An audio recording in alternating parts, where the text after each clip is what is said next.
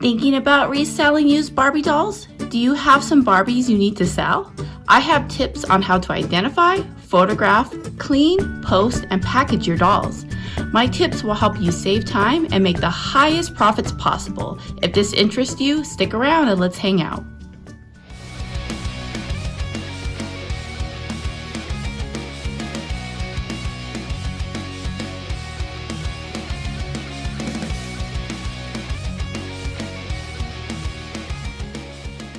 What's up, everybody? My name is Sabrina, and one of my favorite hobbies is to treasure hunt at yard sales and thrift stores and find cool things to bring home, list them on platforms such as eBay, Mercari, and Poshmark, and make a little bit of extra spending money off of them.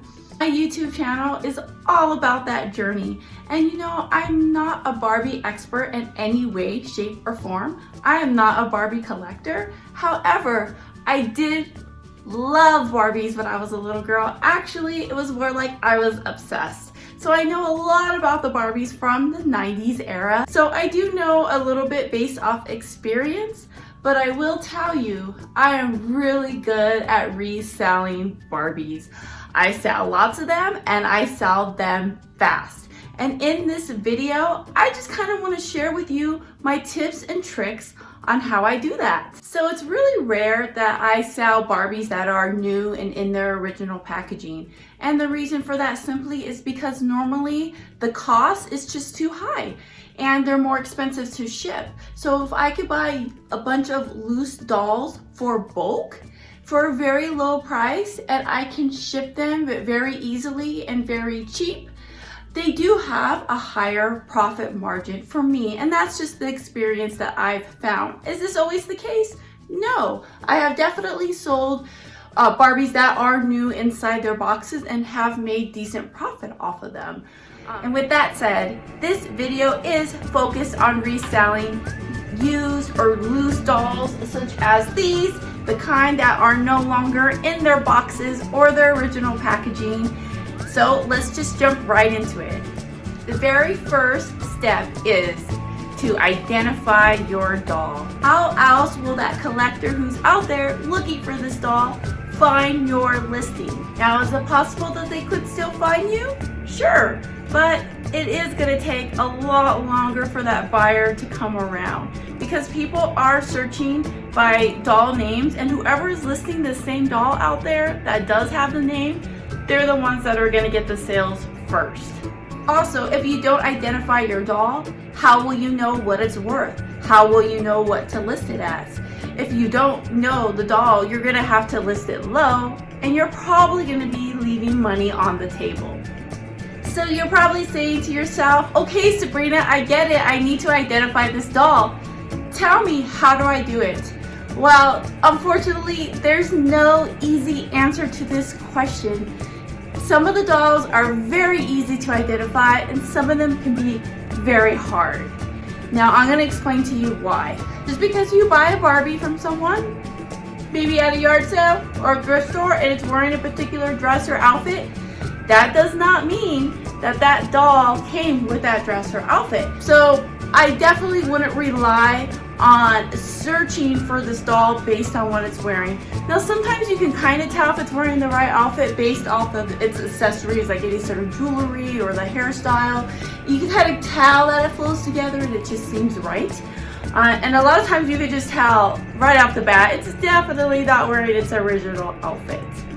So this doll right here is a good example of that. She is wearing a crown that is attached to her head, so that means she came with it. So most likely this princess dress she is wearing is what she came with. And just by looking at the doll, you can just tell that it flows really nicely and this appears to be the correct outfit. Now, this doll is going to be very easy for me to identify. All you really got to do is go on Google and type in Princess Barbie. I mean, a bunch of other Princess Barbies are gonna pop up because there's a crap ton of Princess Barbies.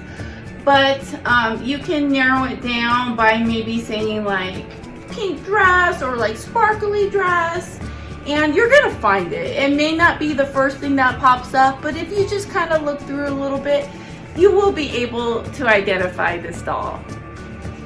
Now this doll is actually one that I have not been able to identify just yet.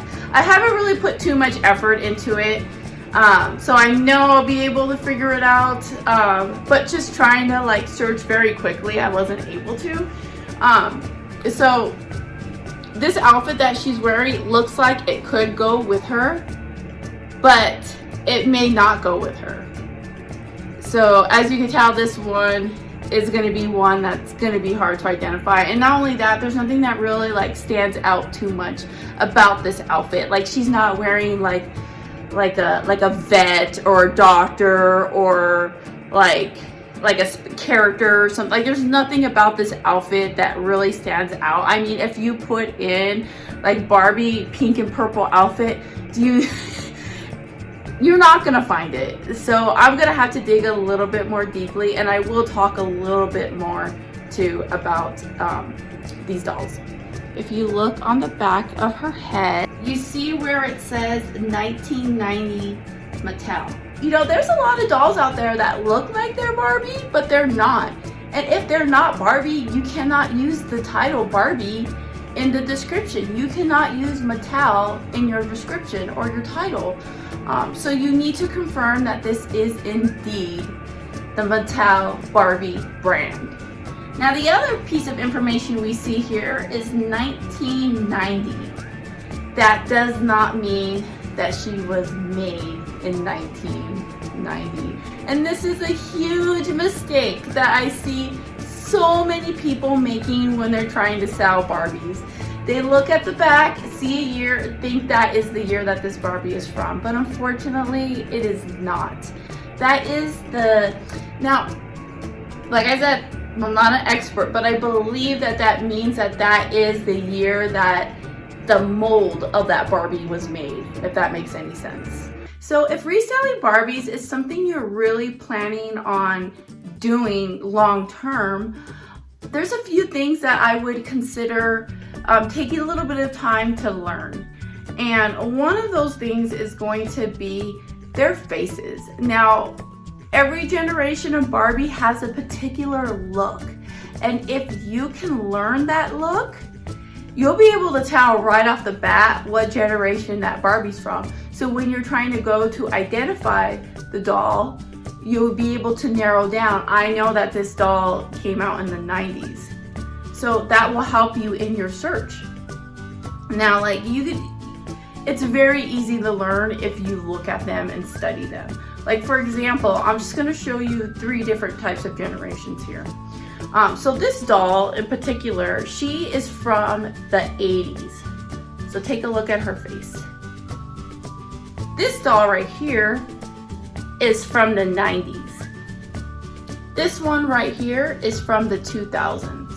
Now you can see a difference in their faces.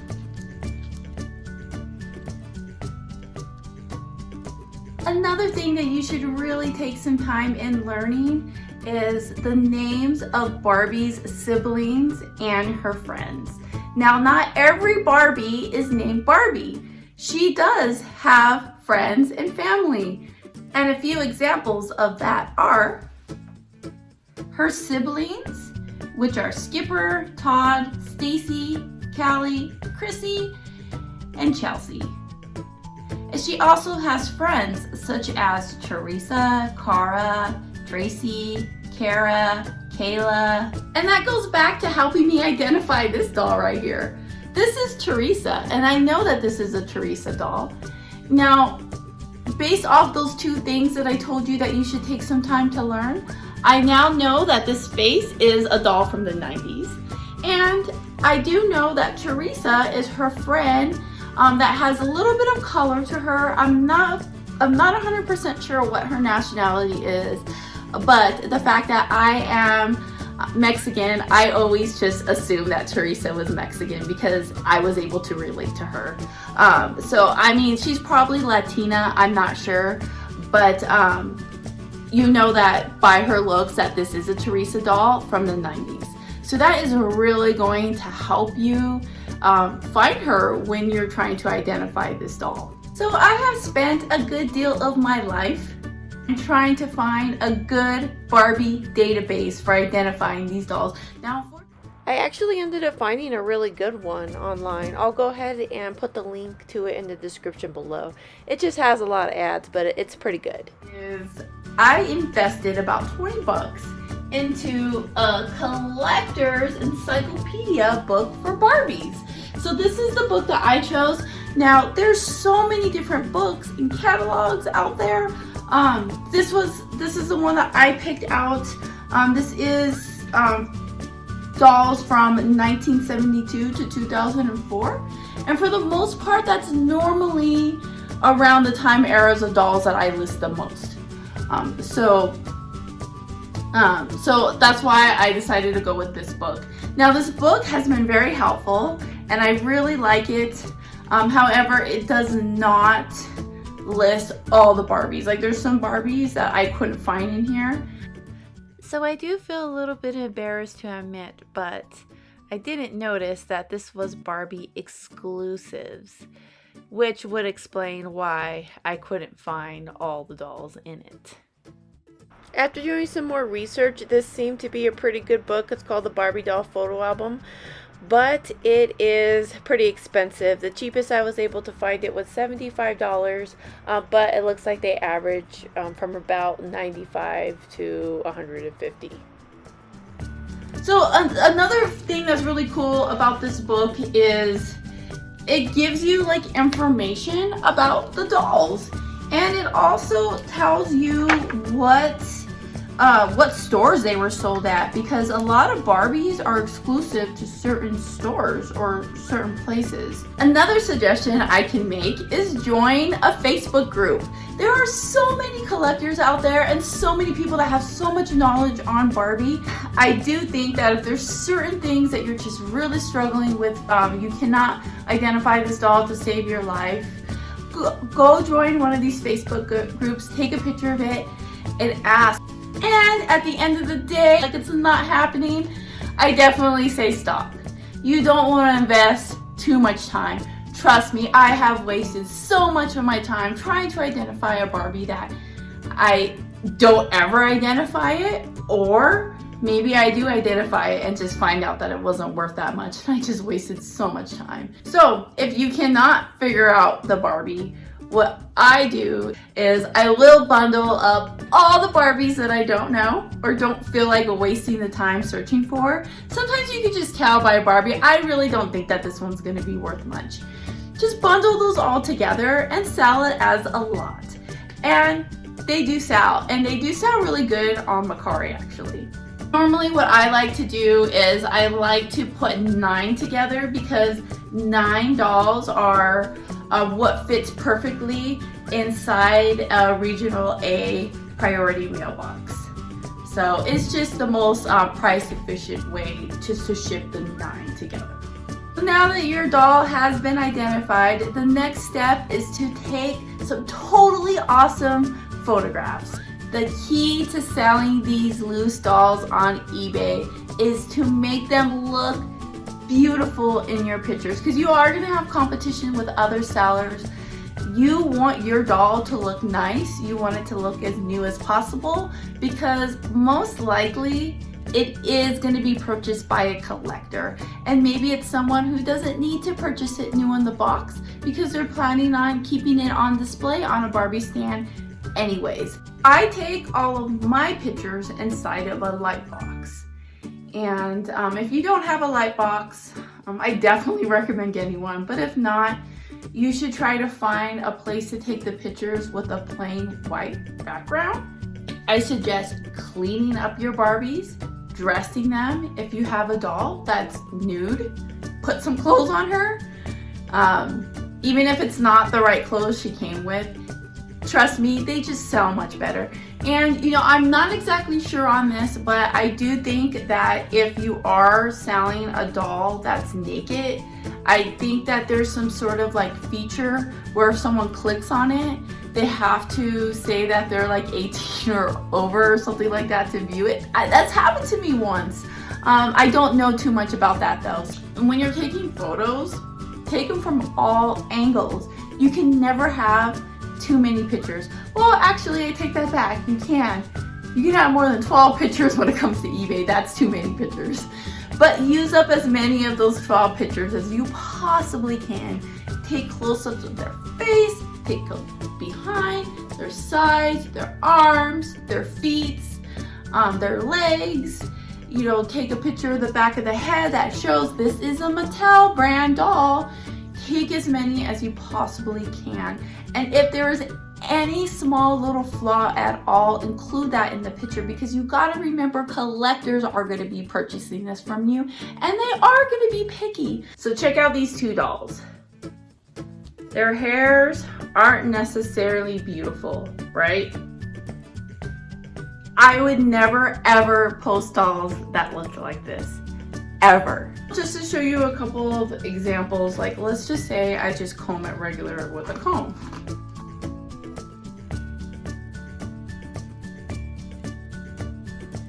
So after just doing a very quick combing of the hair, they look better, but still not that good. Now be prepared to get your mind blown. I've got this regular little steamer thing. Now I definitely don't recommend steaming it too much because you're wetting this doll's hair. And doll's hair don't do too good when they're too wet. But this is still just steam, so it's a lot better than just dipping it in water. And also you notice it kind of cleans her face too a little bit. So I'm just gonna go ahead. And basically what's happening is the steam is taking all those little hairs that stick out and just flattening them out. So I finished with her. Now I'm gonna grab her. Now look at how like fluffy her hair is and just how thick it looks. Steaming it is going to flatten it a lot. Now personally, I like my hair to have a little bit of volume to it, but I don't think dolls' hairs look that good when they have too much volume. So I'm just going ahead and steaming all of it. And then also too, if they're wearing a dress, you can just kind of steam the dress a little bit. Make that look nice and pretty. Now I'm just gonna give it a quick combing. I'm not gonna invest, you don't wanna spend too much time on anything. And what I normally do is I normally list more than one doll at once. So I'll just do, this will just be like one of the steps that I do where I fix all their hairs at the same time.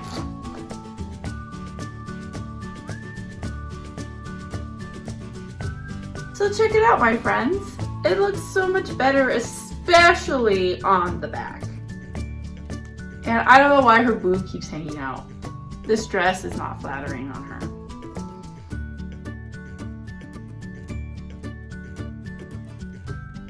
Now the next thing that I want to talk about is title and description tips. Now, like I said, if I have a Barbie that is naked or nude, I will dress her. And I always like to put in the title and in the description the word redressed. That way they just don't come along later and just complain about something. And then sometimes I use the word like loose doll or without packaging. It's also important that you mention a lot of the things we already talked about, such as the year or the generation that Barbie came out. Like a lot of times I know that a doll's from the 90s, but I'm not sure in the exact year, but I'll put 90s. Sometimes even if I do know the right year, like if it was from 1992, I'll put 1992, and I'll also write 90s in there as well. And also, if you have a doll that isn't Barbie, that's one of her friends or her siblings, it's very important that you also list that name too. Of course, we also talked about any sort of flaws. You definitely want to say that. I like to say in my listing that these dolls have been played with, because most of the dolls that I do sell have been played with. So I just want to make that very clear. And then of course, details, any little details you can find. If you have extra room in your description, I would always say, like, if she is wearing her original outfit, I'll say in the description, original outfit or complete, if you have all the accessories and the things that have come with her. Or I'll, like, if she's wearing a pink dress, I'll put pink dress. Or I'll put, if she has her shoes, I'll say what shoes she's wearing with heels or with necklace, and any little details that you could possibly think of. If it's a blonde, regular blonde Barbie, you can even put blonde hair. You know, as much details as you can use. Use up every last space of your title. And also, I know that I mentioned this before, but I will mention it again. There are a lot of dolls out there that look like Barbie dolls that aren't Barbie. Like, a good example of that would be like maybe the dolls that they sell at the Disney store, like the princess dolls. Now there are some princess dolls that are made by Mattel, but like a lot of the dolls that are made at the Disney store aren't Mattel. And you don't want to put Barbie doll in the description if it's not really a Barbie doll. That is a quick way of getting a strike on your account or getting your listing removed. Don't do it. It is okay to say like Barbie or like Barbie sized. I have seen some people put that in their titles. I personally won't ever put that in my title. Sometimes I do put in my description like Barbie size or like Barbie. And then also keep in mind that the average size of a regular size Barbie is like 11 to 11.5 inches. So that's also a good way if you have another doll and it's like smaller than 11 inches, you probably don't want to say that it's Barbie size because that would be wrong. The last thing that I would like to talk about is shipping your Barbie. This is definitely something that I struggled with when I first started selling dolls. Is how do I ship them, because they're long and skinny. Like I want to ship it in a box that's this size because I don't want to be paying extra on shipping because now I'm shipping a bigger box and it adds more to the weight. So a very, very important part for being successful on selling Barbies online is being able to keep your expenses as low as possible. And you know, the cheaper you can ship it, the more profits you have. So I'm going to show you, there's 3 different ways that I ship my dolls. And I'm going to start with my least favorite and go down to my most favorite. So one way to ship them would be to reuse one of these old Amazon bubble wraps. These are really thick. I really like these ones. And either just tape it shut, or I would put like a poly bag or something over it and ship it that way. You could also, if you don't have one of these Amazon bags to use, you could always just use regular bubble wrap. Now I don't like doing this because, for one, I like to save these envelopes because they just cost a little bit more, and I like to save my bubble wrap, and I feel like it's not as secure, so I definitely would put one of these fragile stickers on it or Right Fragile on it. I've never had a problem shipping them this way. So the second way I'm going to show you is normally how I ship if I have like a oversized doll, or like maybe one that has wings on the back, or has a little bit of extra accessories I have with her, or if I'm selling more than one doll. Like, so for example, somebody bought these 2 dolls for me, so I do need to ship these, and I'm going to show you exactly how I'm going to ship these ones. I'm going to use this eBay box. It is the 8x6x4. Now, this is one of my favorite boxes to make sure I always have in stock. Even though I do order them with my eBay store coupon, I never look at these as free supplies because I use up all my supplies that I buy. If I use them all up, now I'm gonna have to go and buy more out of my pocket. And I consider the $50 credit they give me to buy supplies as part of what I'm paying when I have an eBay store. I try to conserve these as much as possible, which is why I don't always use them. They don't fit, right? They don't fit. They're too long. So here's the trick. You're gonna cut a straight line against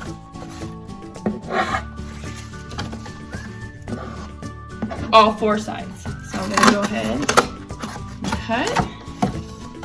I'm gonna do this on all four sides.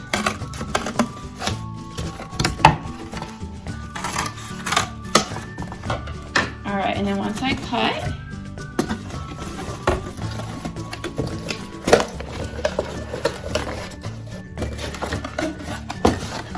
check it out.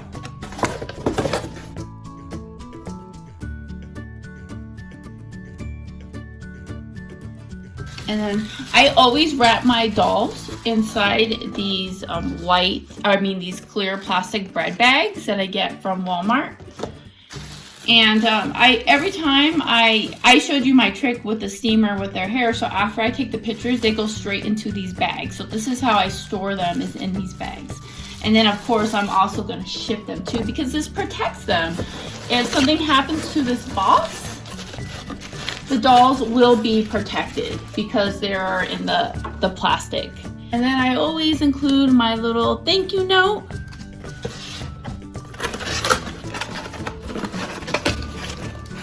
And then you just go ahead and close it up. But just see how it fits like really perfectly. That's absolutely perfect. Perfect size.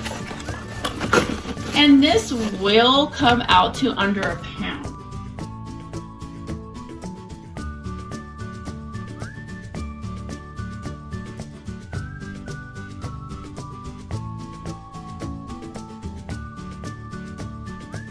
So the third way I'm going to show you is actually the most common way that I use to ship dolls.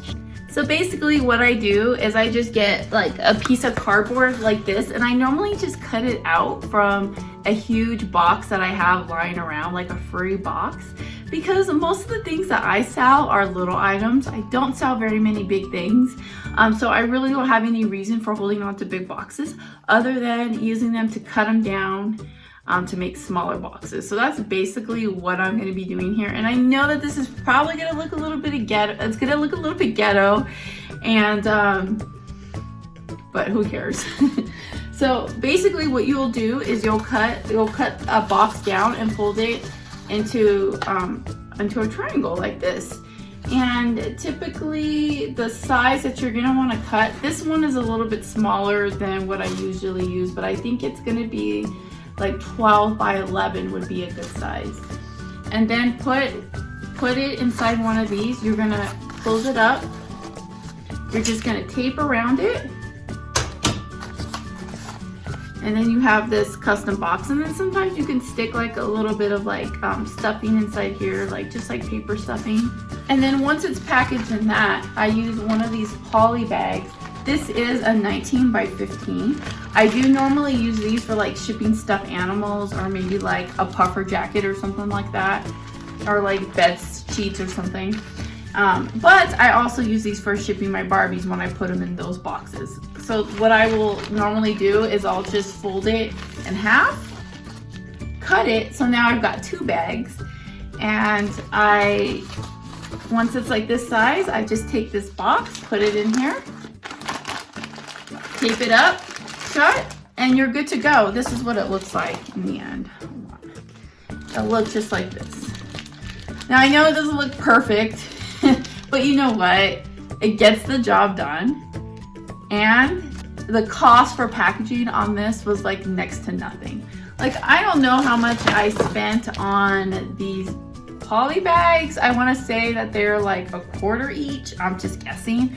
And then if I cut it in half, it's really only like 12 cents. So your cost for packaging is going to be very low. And then not only that, it keeps it lighter, because now you're not shipping it in a bigger box than it really needs. And the bigger the box, the more it's going to weigh.